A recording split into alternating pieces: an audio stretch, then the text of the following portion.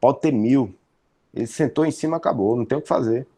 É, exatamente isso. Então passa sobre o crivo. Alguém quer falar? Não, né?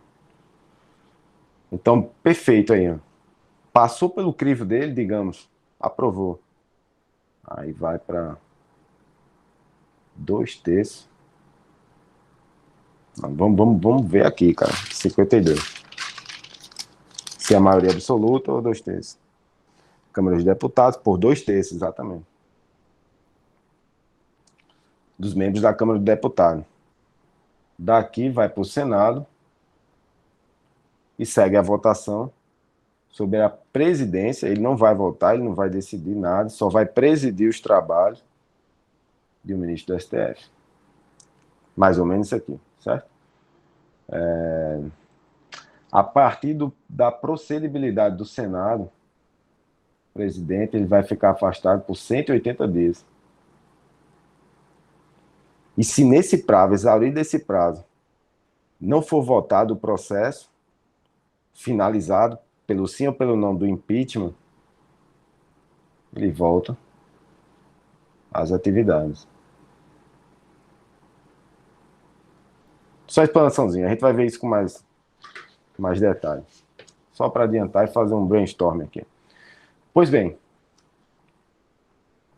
existem hipóteses, observação 3. Existem hipóteses em que não haverá controle político pelo Congresso Nacional. É aquelas que a gente já viu. Artigo 6º, artigo 34, inciso 6º e 7º, e artigo 35, inciso 4. Aqui o norte é o princípio da separação dos poderes, no qual o Poder Judiciário requisita o cumprimento de medidas necessárias ao estabelecimento da ordem constitucional, logo não haverá controle. Olha o que diz o parágrafo 3º. Nos casos do artigo 34, inciso 6º e 7º, não custa nada a gente olhar de novo. 6º, prover execução de lei federal, ordem ou decisão judicial. E o 7º, assegurar a observância dos seguintes princípios constitucionais científicos: forma republicana, sistema representativo, regime democrático, direitos da pessoa humana, autonomia municipal, prestação de contas da administração direta e indireta, e a aplicação do mínimo exigido nas ações e serviços de ensino e saúde. Não. O é que eu errei, ó. Mínimo exigido dos impostos estaduais compreendido previamente das transferências. Ensino e saúde. Isso aí mesmo. Você tô fácil não, hein? Pois bem. E no caso do 35, inciso 4, que fala: o Estado não intervirá em seus municípios, nem a União nos municípios localizados em seu território, exceto quando o Tribunal de Justiça der provimento à representação para assegurar a observância de princípios indicados na Constituição estadual ou para prover execução de lei, de ordem ou de decisão judicial. É quase a mesma coisa que está lá no inciso 6º e 7º. Veja só, na análise desse dispositivo, inciso 4 do artigo 35. O Tribunal de Justiça der provimento à representação para assegurar a observância de princípios indicados na Constituição Estadual. Vou repetir: princípios indicados na Constituição Estadual. Quais são esses princípios? Pela simetria, princípio da simetria, entende-se que esses princípios são os próprios princípios constitucionais sensíveis, que está aqui no inciso 7º, certo? Por analogia, você joga para a Constituição Estadual. Forma republicana, sistema representativo, regime democrático. Mesma coisa. Direitos da pessoa humana, mesma coisa. Autonomia municipal, mesma coisa. Prestações de contas da administração pública direta e indireta, mesma coisa. Agora, a aplicação do mínimo existido da receita de impostos estaduais, compreendida em proveniente de transferências na manutenção do desenvolvimento do ensino e nas ações por saúde. Você só joga isso aí para os municípios. Entenderam aí? Se o município não aplicar, se ele... O Estado repassou. Aqui, no caso, é o Estado deixar de aplicar, deixar de passar. No caso agora, o município recebe e não aplica. Tá um fudevu. Recentemente em Santa Rita a gente teve, aqui próximo, né? Em Santa Rita teve uma situação mais ou menos dessa mesma natureza nas questões de saúde. E estava quase para haver uma intervenção estadual lá. Pois bem, ou para prover a execução de lei, de ordem ou de decisão judicial.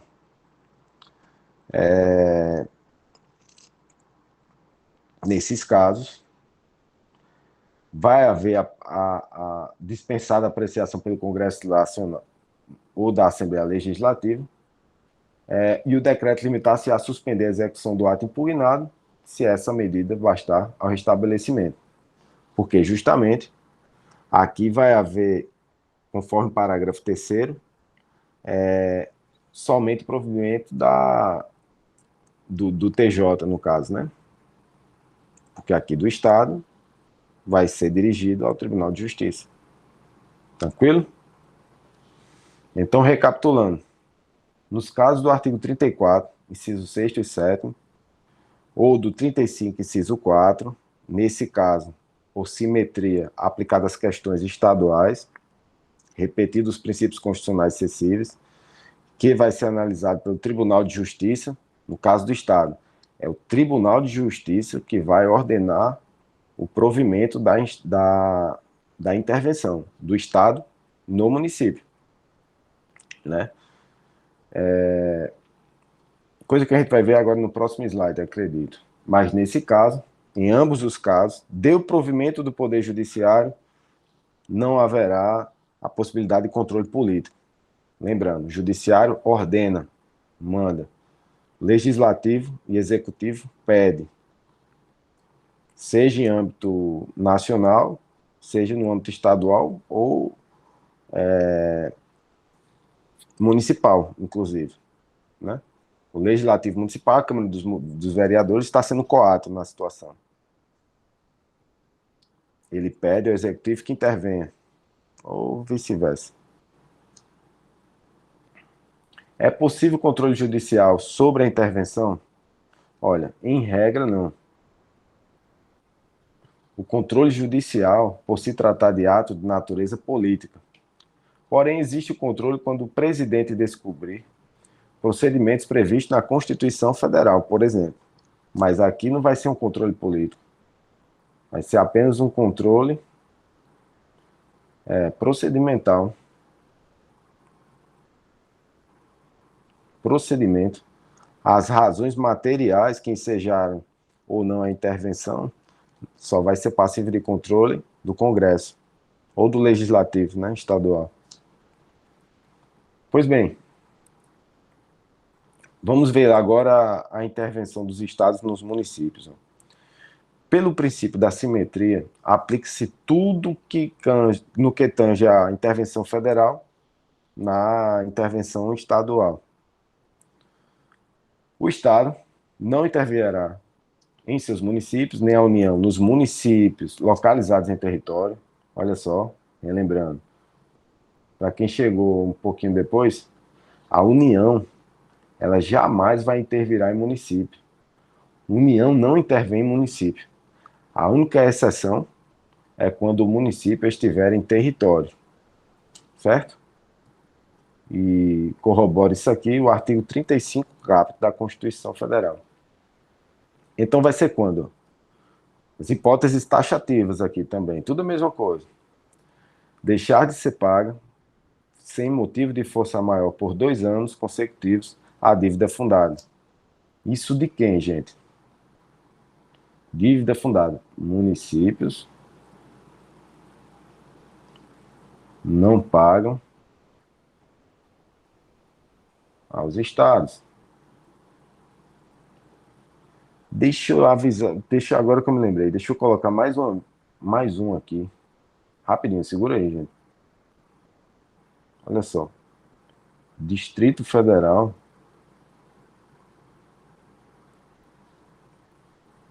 Não vou nem botar não aqui. Poxa. Não tá jamais mesmo. jamais intervém. Cuidado nessa pegadinha de prova, certo? Jamais. Por quê? Vocês lembram que a gente viu na outra aula que o Distrito Federal é proibido se dividir em municípios. Jamais ele vai se dividir em municípios. Logo, ele não vai intervir, pô. É simples. Mas isso pode... A banca pode chegar assim... O Distrito Federal, que tem competências tanto dos estados quanto dos municípios, a gente viu isso aí também. Pode intervir em município. Pô, totalmente errado. Já que o Distrito Federal sequer tem municípios, né? Não cai nessa pegadinha. Pois bem, 2. Não forem prestadas contas devidas na forma da lei. 3. Não tiver sido aplicado o mínimo exigido da Receita Municipal na manutenção e desenvolvimento do ensino e nas ações de serviços públicos de saúde. Simples aqui também. 4. O Tribunal de Justiça der provimento à representação para assegurar a observância de princípios indicados na Constituição Estadual ou para prover a execução de lei, de ordem ou de decisão judicial. Lembrando que esses princípios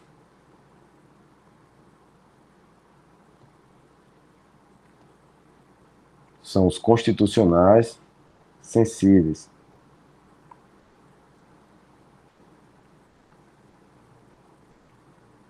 É o 34, inciso 7.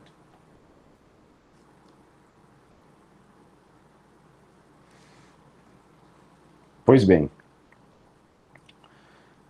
olha só, não haverá, por solicitação do Legislativo Municipal, não haverá intervenção por solicitação do Poder Legislativo Municipal. Por quê? Porque não é previsto. O Distrito Federal não intervirá, pois não há municípios em sua organização autonômica. Mas a gente já viu também. E presta atenção nessa súmula 637, que ela também é campeã de prova, pessoal. Não cabe recurso extraordinário contra acórdão do Tribunal de Justiça que defere pedido de intervenção estadual em município.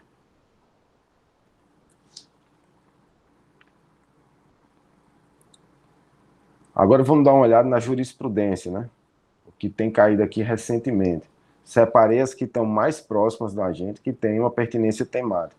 Olha só, essa primeira foi julgada em 27 de março de 2020, no ADI, ó, e atentem isso aqui, pelo plenário do STF. Olha só, a Constituição Estadual não pode trazer hipóteses de intervenção estadual diferentes daquelas que são previstas no artigo 35 da Constituição.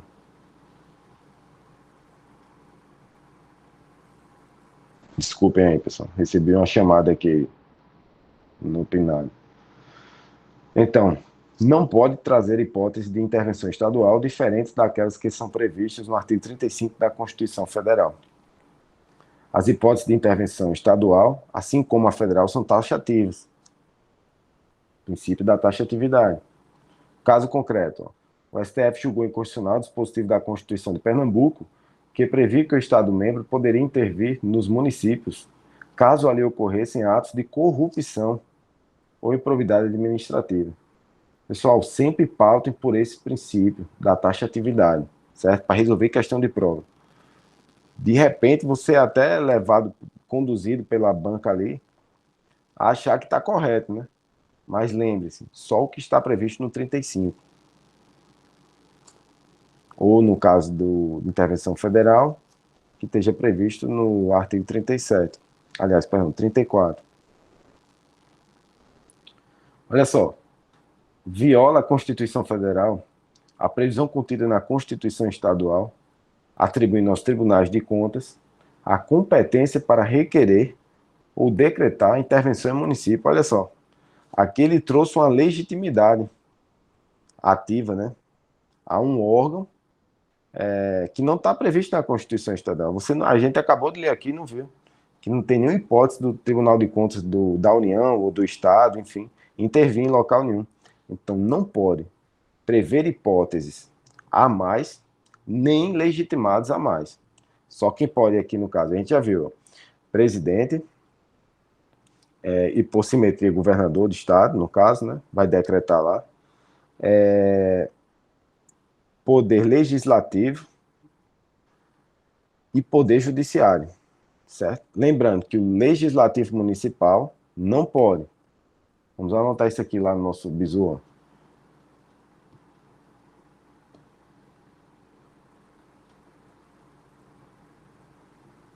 Não haverá intervenção a pedido do legislativo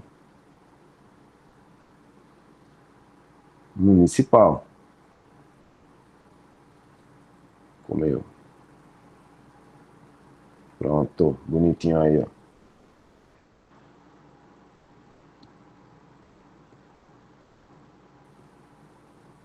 Então, não pode a Constituição estadual prever um órgão diferente para solicitar ou decretar a intervenção. No caso aqui, foi o Tribunal de Contas,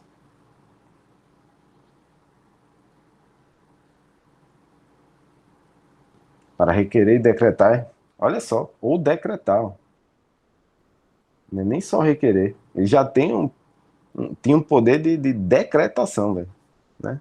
Que a Constituição conferiu apenas ao chefe do Executivo. Veja, 27 de 3 de 2020, certo? É a mesma ADI? Não, ó, julgados diferentes. Ó. Julgados no mesmo dia, mas ações diferentes. Ó. ADI 29 de 17, essa daqui, quando ela previu hipóteses não taxativamente previstas na Constituição, corrupção e improbidade administrativa. Outra ação julgada no mesmo dia, ó, só que diferente, a ADI 3029, que previa uma legitimação ativa diferente. Essas daqui são questões fortes de prova, viu, pessoal? Principalmente CESP. Olha só que legal. Eu acho que eu tinha colocado essa questão até no grupo lá. Fiz essa perguntinha a vocês. Né? Isso aqui, ela já dá um exemplo da autonomia, né, dos entes federativos na aula que a gente viu sobre federalismo e reforça justamente com essa aula aqui. Ó. Compete ao ministro da Justiça determinar ainda da Força Nacional de Segurança Pública para atuar em determinado estado ou distrito federal. E existe esse decreto aqui, ó. Decreto número 5 de 2004. Aliás, perdão, decreto 5.289 de 2004, a determinação de Força Nacional. Essa Força Nacional, pessoal, é apenas um órgão integrado pelas diversas polícias do país, né? Digamos assim, uma tropa de choque, uma tropa de elite, né? Que quando tem uma constituição, aliás, uma situação constitucional anômala, ela é chamada a reforçar os órgãos de segurança pública de determinado local. A gente já viu isso aqui em várias situações, né, pessoal? Teve mais recente aí, logo no início do governo Bolsonaro, a situação lá no Ceará, né? Estava generalizado, né?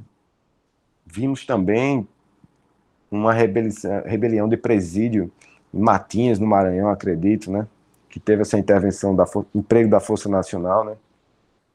Pois bem, vira e mexe aí numa situação constitucional anômala, ela é empregada. Pois bem, ó, informativo recente aqui, ó, 992, deve ser 2019, que diz o seguinte: como é que é a forma de emprego dessa Força Nacional? 1. Mediante solicitação expressa do governador, formulada ao ministro da Justiça. E 2. Mediante iniciativa do próprio ministro. É aqui onde o STF disse: oxente, como é que um ministro pode mandar a Força Nacional de Segurança a um determinado estado sem mais nem menos assim? Acordei um belo dia, pô, vou mandar minha Força Nacional ali na Paraíba. Tô achando que lá não tá muito boa a coisa, não. Isso fere ou não fere a autonomia dos entes federativos? Sim. Veja, se o próprio governador solicita o auxílio, não há qualquer problema ou questionamento. No entanto, E se o ministro da Justiça determina o envio da Força Nacional, mesmo sem pedido do governador, essa atuação seria constitucionalmente válida? Não, porque isso viola o princípio da autonomia estadual. Foi o que decidiu o STF em juízo de delibação apreciar essa medida liminar. Olha o que a Corte afirmou. É plausível a alegação do que a norma inscrita no parágrafo 4 do decreto 5289/2004, naquilo em que dispensa a anuência do governador de Estado no emprego da Força Nacional de Segurança Pública, viole o princípio da autonomia estadual. Ou seja, é plausível o entendimento de quando não há requerimento do governador de Estado para emprego da Força Nacional, o governador vai lá e diz, por favor, me ajude. O ministro da Justiça manda lá, sem mais, sem menos, e isso fere a autonomia estadual. Questão pertinência de prova CESP para o cargo de delegado, escrivão, que a gente está prestando carreiras policiais, né? É fortíssimo para cair esse julgado aqui do STF, né? Que foi pelo próprio plenário. Ó, plenário do STF, gente. É que não tem mais nem choro. Não tem nem porque o cara recorrer mais, né? Então, principalmente se você estiver estudando, que tiver plenário, véio, pode anotar aí, fazer sua caixinha da morte, como eu faço a minha aqui, que vai cair. E acabamos aí, pessoal. Foi rapidinho hoje, hein? Aí eu pergunto, temos dúvidas?